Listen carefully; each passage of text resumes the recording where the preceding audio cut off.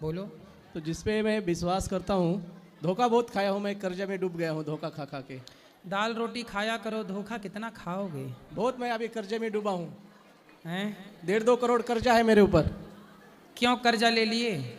ऐसे बिजनेस में लिया था कर्जा, कोरोना की वजह से बहुत लॉस हो गया। कोई ले गए, कोई भाग गए, कोई मर गए। तो आपने पैसा सबको बांट दिया? दिया था, मतलब कुछ मटेरियल दिया था, कुछ सामान दिया था। मतलब बिजनेस है मेरा कंस्ट्रक्शन का। अच्छा। मैं पुणे से आया हूँ आप ही को मिलने के लिए। देखो, अब पैसा देने के बाद अब आने की संभावनाएं तो कम है, लेकिन आगे से ये सावधानी रखो कि अब किसी को पैसे का देन लेन कम ही करो। और जिसको देना है वो तो बहुत परेशान कर रहे हैं।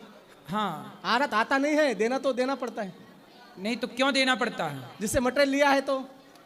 भाई, जिसका सामान आप खरीदोगे उससे तो पैसा दोगे। हाँ, आप ना खाओ किसी का और आपका भी कोई ना खाए, ऐसी व्यवस्था करो। तो क्रेडिट पे देते हैं ना। हेलो जी, क्रेडिट पे उधार पे देते हैं, तो हम भी आगे उधार पे देते हैं और सामने से पैसा आता ही नहीं है। तो आप क्यों उधार पे देते हो? तो आपका ये आपका बिजनेस है। हाँ, तो जब उधार लेना देना बिजनेस है तो नुकसान तो रहेगा। बहुत नुकसान हुआ है, कुछ उपाय बताइए।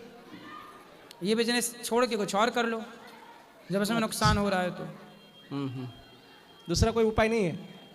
क्या उपाय है आप बताओ फिर। आप कर तो रहे हो, इतने दिन से दे रहे हो। हाँ जी। आजकल पैसा लेके वापस कहाँ करते हैं लोग? ईमानदार लोग अब कम बचे हैं। हाँ जी। बेईमानों का जमाना चल रहा है। हाँ जी। ईमानदारी कम बची है।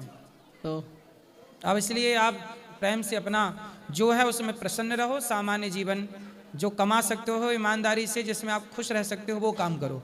जिस काम से परेशानी ज़्यादा हो वो काम नहीं करना चाहिए। ठीक है जी।